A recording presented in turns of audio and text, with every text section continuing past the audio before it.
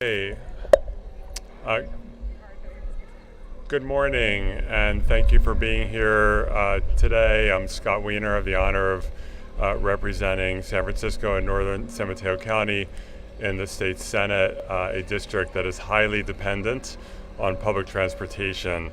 And I'm honored to be joined here today by colleagues, Senators Arreguin and Blakespear, and Assemblymember Gonzalez, as well as some of our amazing transit and housing advocates. I want to thank them for being here today. We're here today to stand up for public transportation and to demand that we not cut funding for public transportation. I'm going to be honest, I'm a little pissed off that we have to be here again this year, because it feels like we have to do this every year. Every year, transit funding becomes a political football in the budget. Every year, the administration proposes cuts. Every year, we have to have just lots of back and forth and uncertainty and drama, and then we do what we need to do to make sure that public transportation is not cut. And this year, because of a combination of the January proposed budget and then the May revise, in addition to CARB's horrific choice to basically transfer a bunch of housing and climate and public transit funds to the oil industry, we are here again facing significant cuts to public transportation and the potential for service cuts. Public transportation is not optional. It is an essential part of our state. It is essential for the ability of working class folks, seniors, students, all sorts of people to be able to get to work, to be able to get to school, to be able to go shopping. It is essential to avoid horrific congestion, making traffic congestion even worse. It's essential for our climate goals. It is not optional. And I want to be clear, other states don't do this. This is a California problem. Other states have much more stability in their funding for transit, and in California it becomes this chaotic mess every year where our public transit systems have to fight just to protect themselves from horrible cuts and to fight for scraps in the budget. We need to prioritize public transportation and stop treating it as an afterthought. And there are various programs that are being impacted. These are critically important programs: the Transit and Intercity Rail Capital Program, TIRCIP, the Low Carbon Transit Operations Program, the Zero Emissions Transit Capital Program. We're talking about almost $1 billion in funding for public transportation. And as a reminder, back in 2023, when we saw the fiscal cliff looming, we were able to get $1 billion in emergency funding for transit. Last year, we were able to secure a bridge loan so that the Bay Area systems can have their funding bridged to November, when we have two different measures on the ballot: a regional transit funding measure that this legislature authorized with the governor last year, and then in San Francisco we have a parcel tax. And I'm proud of that work, but here we are again. These programs pay for operations, for capital, for modernization of these systems, for already planned projects. So this is not just theoretical future funding. It's funding that these systems have already planned for and are relying on. When we talk about affordability, I know that when CARB did this horrible transfer of transit and housing and anti-pollution money, transferred it all to the oil industry, that was pitched as an affordability proposal. But I'll tell you what really harms affordability: when working people can't get around, when they can't get to work, when they lose access to public transit, so they have to now buy a car with all the car payments and the gas payments and the insurance payments. That harms affordability. When we have less money for affordable housing, that harms affordability. So this is so important, and I'm really proud of this coalition for once again coming together and saying, no, we're not going to allow California to go down this path, taking a wrecking ball to public transportation. So now I want to welcome up our leading voice on transit in the State Assembly, Assemblymember Mark Gonzalez from Los Angeles. Lower the mic here, sir. Well, good afternoon, everybody. Thank you all so much for being here today. I know we're competing with the rally behind us, but this is an extremely important topic for us to discuss today. And I want to just thank you all again, and the colleagues on the Senate side who are here today. And I want to start off, and I know that they are working feverishly and hard, to our speaker and to our budget chair, Mr. Gabriel, and to our budget sub-chairs who I know are hearing us loud and clear and hearing our colleagues on this issue. But, you know, as Mr. Wiener said, it's time to get real. California needs to fulfill its commitment to fund our public transit system, and we cannot have this fight year after year where we are fighting for a piece of the pie. And I always remind folks that LA County in particular, and as the only Angelino here and LA County representative, that LA County is 1/3 of the voting base of the state. We're home to 10 million Angelinos, and 6 million of them are registered to vote. And there's so many factors at play here, and 4 million of those folks are part of the city of Los Angeles as well. And so many of those folks need to be connected. I mean, I live 6 miles from the airport, and sometimes it could take an hour just to get that far. And so this showcases why public transportation is needed and why we need to have lines like the D line that I'm proudly representing here, because how are we supposed to ride the D Metro line in LA if we cannot fully fund those projects to get people where they need to be? And you see that transit, as you heard, is more than buses. It's more than trains zipping around. And I myself used to take the bus for 6 years in high school, and I would do my grocery shopping. I would, use public transportation to get to where I needed to be to make sure that I ran my errands and paid bills on time. And many people have to do that today. I'm not unique to that. There are many folks who have that accessibility issues, especially in the great city of Los Angeles. And public transit is the way for many of us and so many other Californians who are able to get to work. It's how abuelitas are able to get their groceries home, how many people are able to get to churches, how this last election, how many people were able to vote. And so it's those students that we have to keep in mind, and also the fact that the World Cup is starting in just a few days, and many folks are going to be relying on public transit to get to stadiums. And we have to get folks out of their cars and into these public transportation systems, but we have to be able to fund it. These investments in public transit help to reduce traffic, decrease emission rates, and increase public safety. As Mr. Wiener said, many folks are often forced to have to purchase a vehicle. And in my area of Boyle Heights, we lack parking. And so when you're first forced to buy a vehicle and you don't have parking, many folks unfortunately receive tickets because they're double parking. Many folks in Los Angeles have to then find a parking spot, and they pay $50 even just overnight just to park in downtown Los Angeles alone. So that's a real issue. And so we want to get folks out of their cars and into buses, into transit, into light rail. In my district, most households have either no or just one vehicle available to them and their daily use. Public transportation is the bridge, an equitable and accessible option for so many, and it also means jobs to the bus drivers, to the mechanics, to many people who rely on that, and also to the businesses that rely on folks who do take the bus and get off to get that goncha or to get that coffee. We rely on that heavily in Los Angeles, and it's this funding doesn't only fund transportation, it's interconnected with the affordable housing projects up and down the state, as my colleague mentioned. These historic investments in affordable housing, sustainable communities programs have funded over 200,000 affordable homes over the past decade, serving low-income Californians up and down our Golden State. If we want to help create more livable, equitable, and economically vibrant urban future, good public transit and affordable housing options are essential. And that's why we are here today. We are here to urge that we keep California moving forward, and that involves our public transportation.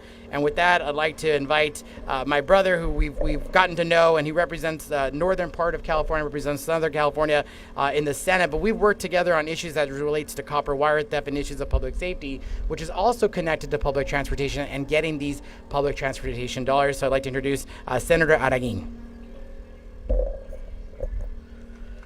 Well, thank you very much, Senator Gonzalez, for being our transit champion in the State Assembly, joining the incredible leaders here in the Senate. I'm Senator Jesse Arreguin, proud to represent Senate District 7, which is the East Bay, and I'm also the chairman of the Senate Housing Committee. I'm also here as a transit writer and somebody who lives in transit-oriented development. And Transit is essential for our state's economy. Transit is essential for our state's efforts to combat climate change. We pride ourselves in being an environmental leader here in California, and in a time when the federal administration has accelerated anti-climate policies, it's even more incumbent on California to act. 38% of the state's greenhouse gas emissions come from our transportation sector, the largest source of emissions in our state. And if we're going to achieve our ambitious climate goals here in California, which are essential to not just address the climate impacts we're seeing in our state, wildfires, rising sea levels, but the global leadership that we're demonstrating at a time when the United States is retreating from that leadership, we need to continue to invest and expand transit in California. So why at a time when our climate and transit agencies are under an existential threat, when Trump's war in Iran has caused gas prices to skyrocket, make no mistake about it, the reason gas prices are high is not because of California's important regulations to protect the air and our water and to make sure that we have clean gas and make sure that we are properly regulating our fossil fuel industry. It's because of this illegal war that Trump has waged in Iran. And when our transit ridership is working to rebound from the pandemic, why is the state considering reducing funding for public transit? I mean, what we're seeing is a double whammy. First, the governor's budget in January proposed to move all the legislative priorities in the Cap and Invest program, things that we painfully negotiated last year as part of the agreement to extend the Cap and Invest program, move transit and affordable housing and the AB 617 program and clean water as the bottom tier. And then the California Air Resources Board, through their recent action, is taking money away to up to $2 billion to provide increased credits to fossil fuel refiners at the expense of our climate. That's unacceptable. And it's estimated about $800 million in critical transit funding, money to run the buses and the trains and to fund critical transit projects in California are at risk because of these two decisions that may impact transit funding in California. But we know that public transit isn't just an environmental issue, it's an economic issue, it's a social justice issue, it's a labor issue, and studies have shown that people who rely on public transit are more likely to be people of color, our seniors, our persons with disabilities, students, people that don't have access to a car. A 2020 report commissioned by the California Transit Association found that for every $1 spent on transportation systems, it generates $4.30 of generated economic activity. But public transit is also a housing issue, and I want to talk about the nexus between housing and transportation.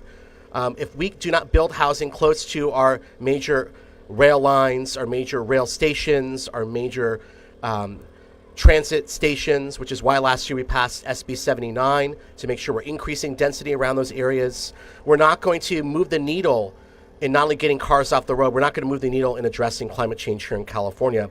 But sadly, a critical program to fund affordable housing and sustainable communities in our state, the Affordable Housing and Sustainable Communities Program, is also proposed to be cut by the double whammy of these decisions, up to $800 million annually for affordable housing projects up and down the state, including in my district in the East Bay, are at risk. In fact, the CARB decision will completely eliminate funding over this next year for the Affordable Housing and Sustainable Communities Program. This program has generated 20,000 affordable homes and integrates transit investments with that new affordable housing developed in communities throughout California. Most Californians agree housing is a number one priority. Why at this time, when we're facing an affordability crisis in our state, would we take away critical funding to build affordable homes in California? That's why we're all gathered here today, to call upon our leadership and the governor to protect this critical funding, not just for transit, but for housing, for clean air, and for clean water, and to advance our climate efforts in California. I think most members don't really understand the impact that these decisions will have on transit funding in California, which is why we're raising the alarm, because so many people throughout our state will be at risk. In fact, dozens of members from both the Senate and the Assembly have signed on to a letter calling that we maintain this critical funding for transit, this $800 million in funding for transit, to ensure that our constituents have access to safe and efficient transit to move our state forward. And with that, I'd like to introduce our next speaker, my colleague, Senator Catherine Blakespeare. Well, thank you, Senator Arreguin. And thank you, everyone, and good morning. My name is Catherine Blakespeare, and I represent the 38th Senate District, which covers northern San Diego County and southern Orange County. I also serve as a member of the Senate Transportation Committee, and I chair a committee on rail. It's called the Transportation Subcommittee on Low Sand Rail Corridor Resiliency. And I've chaired that since almost my first week here in the state Senate 4 years ago. For longer than I've been in the state Senate, I've worked hard to advocate for the state's rail lines and for transit, and to address short and long-term financial issues. And I'm here today to proudly stand with my fellow legislators who you've just heard from, as well as the transportation advocates, to say we need more funding in the state budget for transit. That's a full stop ask. We need more money in the state budget for transit. If you've been following the news throughout the state, you will know that our transit operators, they are in a financial crisis. Costs are going up in all ways, and they are not able to provide the same services. They are at risk of losing the services that we currently have, let alone not dealing with the issue of the fact that we need to be expanding services. But we are actually at risk with our transit operators of losing services. In Southern California, we have the second busiest rail corridor in the nation. It's the Low Sand Rail Line, 351 miles, and it moves passengers and goods through 6 counties in Southern California. It is the only commuter and intercity rail option for nearly 20 million people. And along those 350 miles, there are 2 operators, the North County Transit District and Metrolink, and they are openly facing fiscal insolvency. The only solution that is on the table right now, unlike the Bay Area, which has come together to try to generate local revenue to help their transit agencies, the only solution right now is to reduce service. This hurts dependent riders, it hurts choice riders, and it hurts the more than 120 million visitors to California, and that's in perpetuity. If we don't step up and continue to provide strong support from the state, provide stronger support than we have provided, we're going to see significant reductions in transit services statewide. We will see some operators become insolvent. This comes at a time when the California Air Resources Board has proposed amendments to the Cap and Invest program that will cut the Greenhouse Gas Reduction Fund's annual contribution, so GGRF's annual contribution, to 2 programs that are critical, which have been mentioned: the Transit and Intercity Rail Capital Program and the Low Carbon Transit Operations Program. This means that there will be $400 million and $200 million reductions to these 2 important programs that support our transit network statewide. This will further hurt public transit when Californians need it the most.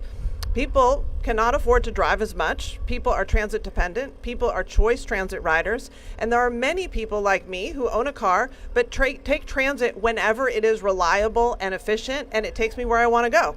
And so having that as an option is something that so many people crave. There's a desire for us to have better transit in the state of California. Furthermore, we have to highlight the problem around SB 125 funding.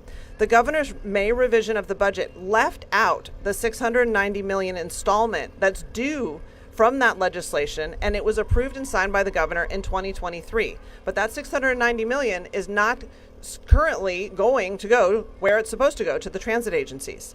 SB 125 funding has been crucial for transit agencies to steadily recover from the big drop-off in ridership that was created by the pandemic. Most transit agencies are not back to pre-pandemic levels. We should not pull the rug out from under them right now. California is also about to be on the world stage. The World Cup is getting underway and the Olympics is coming in 2028. Rail will be essential in moving thousands of people to and from games at venues in the state. And compared to many countries, our state's rail network, it just really fails in comparison. But we can do better in the state of California. We are the 4th largest economy. The state needs to step up and chart that vision. We need to prioritize what projects on existing rail get built and other transit lines. And we need to remember how important this moment is for public transit. We can't let it go into and stay in a death spiral. The legislature and the administration must act now. We need transit and rail as a part of our mobility network, and the opportunity to set it up for success is now. Let's give transit the support and the stability it needs. Thank you. And with that, I would like to next introduce Michael Pimentel from CTA.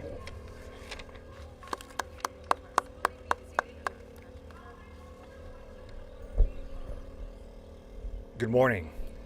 I'm Michael Pimentel, Executive Director of the California Transit Association, here today on behalf of my 220 member organizations to speak up for our communities who rely on public transit service and who are demanding climate action. As you've just heard, state funding for public transportation is now at risk due to the actions of the California Air Resources Board and the silence of so many in the state capitol. Folks, we must be honest about what's happening. We hear lots of talk about climate crisis and the emergency that it presents, because frankly it is an emergency. But there is a gap between the rhetoric we hear and the actions we see. It's a dissonance that cannot be ignored. Making transit agencies beg every year for funding from the state that the state has committed to them time and time again isn't fiscal prudence, and it's not responsible governance. Eliminating funding for critical climate programs benefiting transit, housing, and disadvantaged communities isn't climate leadership. It undermines last year's hard-fought agreement to reauthorize the Cap and Invest program. It compromises our ability to meet our climate goals, and it breaks faith with the Californians and communities who are counting on these investments. These programs California has relied on to create good-paying jobs and necessary climate-friendly infrastructure and deliver real affordability benefits to everyday Californians. Now, because transit isn't just a climate solution, it's an affordability solution, we must continue to invest in reliable and accessible public transit and make sure that we're putting money back into people's pockets, connecting workers to jobs, and reducing the cost of living for everyday Californians. But transit alone isn't enough. If we're serious about reducing vehicle miles traveled, cutting emissions, and lowering the cost of living, we need to deliver on our commitment to fund the Affordable Housing and Sustainable Communities Program and affordable housing across the state. The state must follow through on its promise to provide greenhouse gas reduction funds to what we call the Tier 3 programs: affordable housing, transit capital, transit operations, investments in our disadvantaged communities. These programs work, and they have moved the needle on emissions, on equity, and on affordability. Now we need our representatives to step up, follow through, and honor their commitments, not cut them, not defer them, fund them now. And so thank you for your time. With that, I will be introducing my partner in this fight for public transit, Adina Levin of Seamless Bay Area.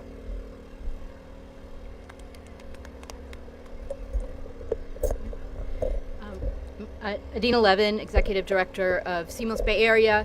We are a Bay Area-based organization that is dedicated to achieving a world-class high ridership, well-coordinated, rider-friendly, equitable, and accessible public transportation system in the Bay Area and in the state. And to do that, we need funding to keep that system running, and we need funding to keep that system improving. Seamless Bay Area and I myself have been out in the Bay Area doing the local self-help work that we are doing with the Connect Bay Area regional ballot measure and Muni ballot measure to keep our transit running in San Francisco and in the Bay Area. When the state has stepped up in recent years to keep transit running, we in the Bay Area have been stepping up and doing our part. And I've been personally and with 1,000 other volunteers at platforms and farmers markets and festivals talking to people who say, I want to keep our public transit system running. And what is being proposed here with the budget and with the Cap and Invest defunding is really cutting off at the knees the work that we are doing out in the Bay Area to self-help and to keep our system running, and the work that we have done with so many allies with affordable housing and climate and environmental justice to renew that Cap and Invest program last year to be able to keep transit running and keep affordable housing and to keep the clean air and water that our communities depend on. Just today or yesterday, there was another news story about increased inflation, and housing and transit are the highest costs in California. And so cutting funding for affordable housing and public transit is the opposite thing of what is needed to improve affordability for Californians. And just in the last few days, there was an article in a newspaper about how California and other states are backing away from our climate and environmental goals because of the trend around the country to say climate, environment, clean air, clean water, who cares? We care. And so we're really glad to be standing up and supporting the legislators that want to save our state's goals for transit, affordable housing, affordability, climate, and clean air and clean water. We and our allies, for year after year after year now, have been out in rallies, out in protests, out doing transit funerals. And then at the end of the day, so far, we've had news stories, photographs with the governor and legislators, taking a victory lap, celebrating, saving what was proposed to be cut. And so we will be out rallying and protesting again, but I really don't wish that we didn't have to try and keep preventing these efforts to undermine what is absolutely essential with public transit and affordable housing and climate and clean air and clean water for California. Thank you. Good morning, everyone. My name is Mark Fuchsovich. I'm the Director of State Policy for Streets for All. In California, we say we want to address climate change. We say we want to make life more affordable, and we say we want to have a world-class transit system before the Olympics. And yet we undermine every one of those goals with the decision made by CARB just last week. This is not just some abstract change. This has real consequences that could take billions away from, yes, climate programs, but real programs and projects that affect working class Californians all the time. And so I want to focus on LA just for one moment. Streets for All, we were founded and started in Los Angeles. And Los Angeles has put hundreds of millions, if not billions of dollars into a transit system for the World Cup and the Olympics, but more importantly for the working class Angelenos that live and use that system every single day. And so what does it mean to invest hundreds of millions of dollars into a train that can't get finished, or that's not there with enough service to actually serve the people it's meant to serve, that's not there to serve people to actually get to the Olympics and World Cup games on time? That we're talking about the A line to Pomona, the K line to LAX, everyone's favorite airport in California, the D line extension that just opened. This is the biggest subway project west of the Mississippi that just opened. What are we going to do when we can't run those trains? That is the consequence of the decision that was just made. And so Streets for All, we are calling on the legislature to act. We're calling on the legislature and the governor to reverse this change and to take transit seriously, not just for the environment, although we love the environment, but for the working class people that use it every day, for the congestion reduction that happens from it, and from all of the associated benefits that happen when we bring transit and a multimodal world into California. Thank you.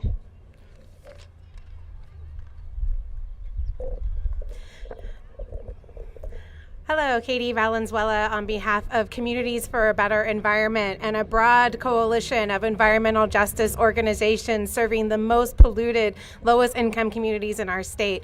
We were so proud last year to stand shoulder to shoulder with transit advocates, housing advocates, clean water advocates, clean air advocates to negotiate a renewal of cap and trade that included securing funding for critical community priorities that we need to invest in to make our climate targets happen.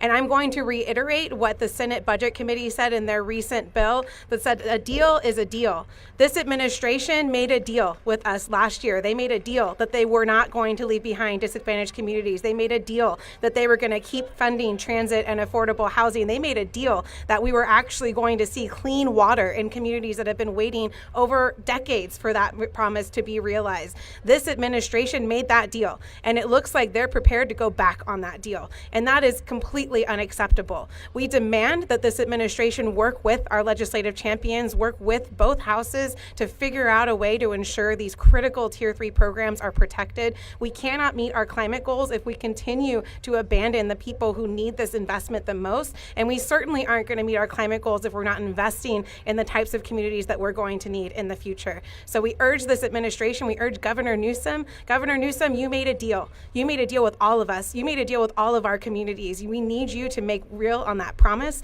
come to the table and protect our programs. Thank you very much. And with that, I will introduce Shioni Fliegel from Housing California.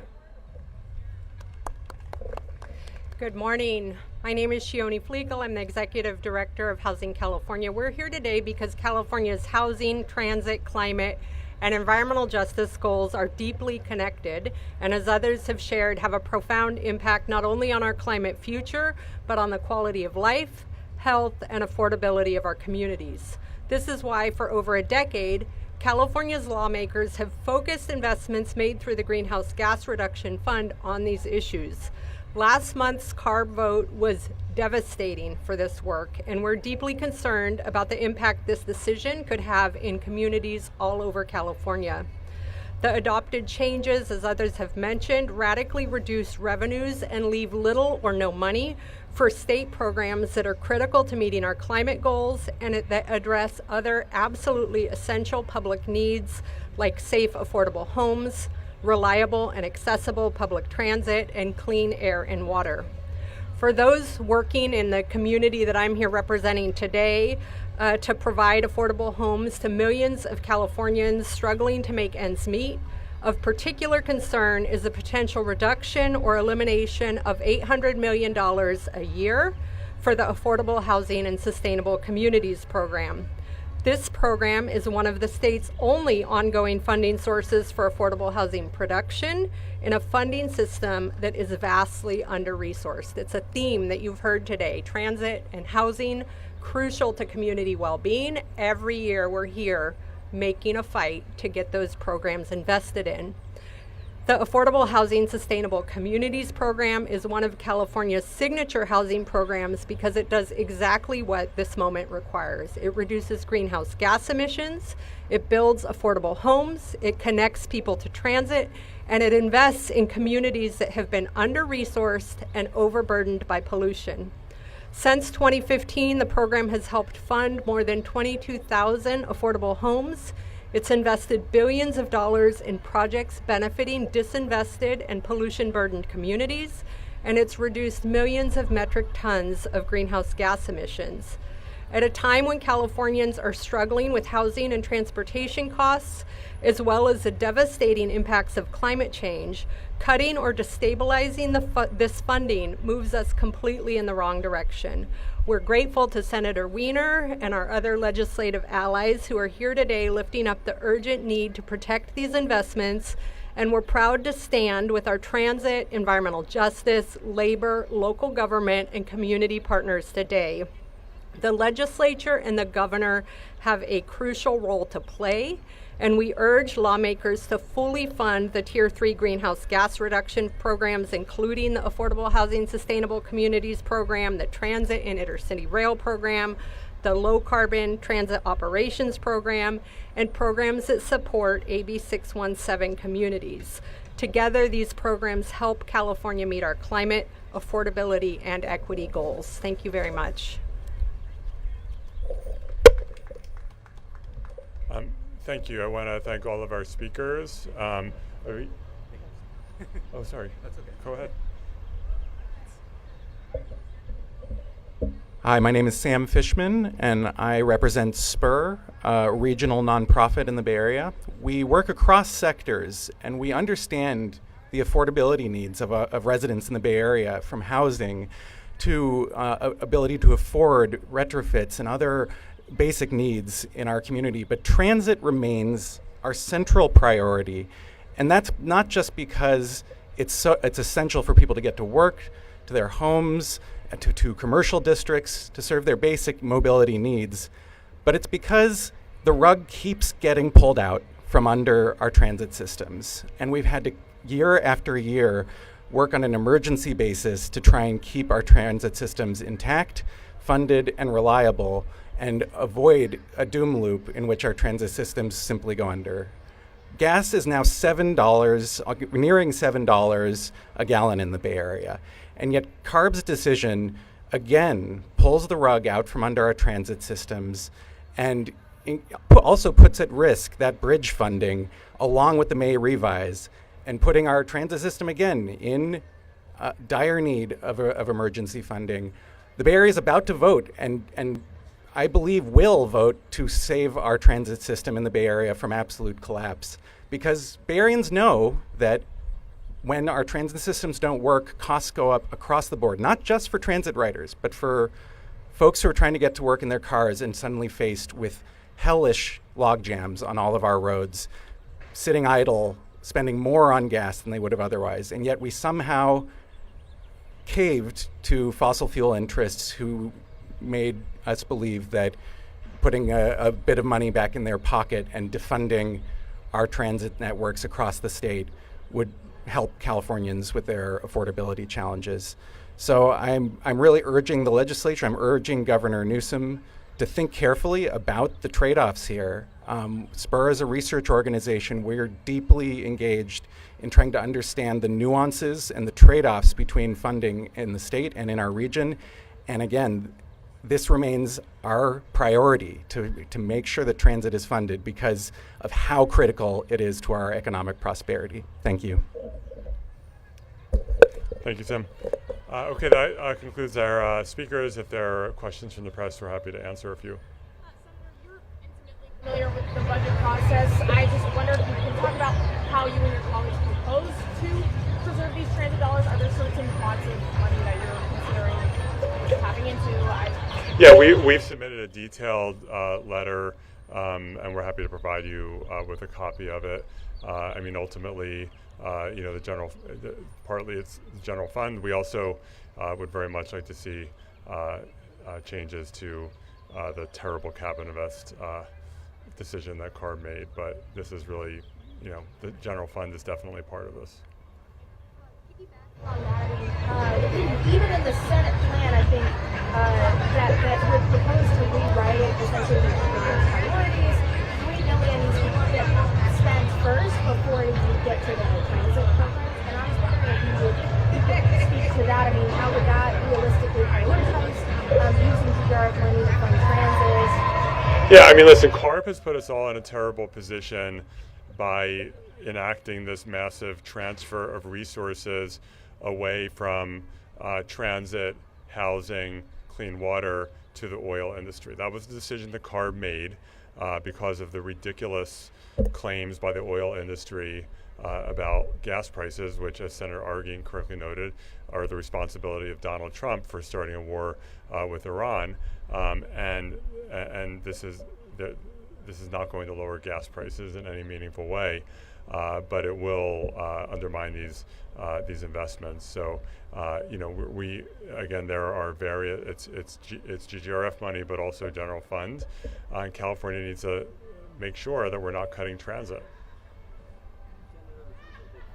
Once they have made that decision, if you're doing this is a basic civic lesson, I'm not really sure. Is it as simple to then go back to them and they can make an amendment, or is it a whole process over again? We can legislate pretty much anything we want consistent with the California Constitution. So the even though sometimes CARB has a lot of authority, the legislature and the governor write the rules. I mean, the Senate apparently came out with a budget plan to reject a lot of these proposals. Is it because you're sort of taking a principal stand and saying, you promised this to us, therefore we prioritize this here, or are you pissed because this idea could essentially give, amount to giveaways to oil refiners? Well, I think there are various proposals in the May revise that the Senate is rejecting, including various health care cuts and also cuts around transit and housing. And so it's part of the, it's normal to have these kinds of differences. But I also, what should never be normal is this dysfunction that now exists where transit becomes just like a political football every year, and it should not be. And the fact that we had multi-year commitments that are just being basically withdrawn, these systems are relying on those multi-year obligations, and so we should not. We need to put a stop to that. Like you said, this is a political football, and the state has so many priorities, wildfire funding, Medi-Cal, things like that. Are you worried that there is not enough political will left over to backfill these, or what? I don't know. No, I'm worried only because of what's in the May revise and what CARB did, but the legislature absolutely has the ability to make sure that transit is being funded. We also need to be clear that the amount we're talking about is not some sort of make or break amount in the context of our large state budget. We can absolutely accommodate these investments that have already been committed to, right? We absolutely have the ability to do that. And on climate priorities proposed by Newsom, but your assembly colleagues are less clear in their budget plan. I mean, are you confident that this will be worked out? Like, are you confident that much of the Senate budget plan, specifically as it relates to climate money, is going to remain in the legislative bill, or is it? Again, I don't want to predetermine what the legislative deal will be. What I will say is that my assembly colleagues represent the same people that senators represent, and the same transit-dependent people who won't be able to get to work or school if service cuts happen. The same drivers who will now have their commute doubled and have to pay a lot more for gas because there'll be more cars on the roads, because people will get pushed off of transit. We all represent the same people, so I know this is an issue that is very front and center, along with some other critical issues. I can call it that, every year, annually.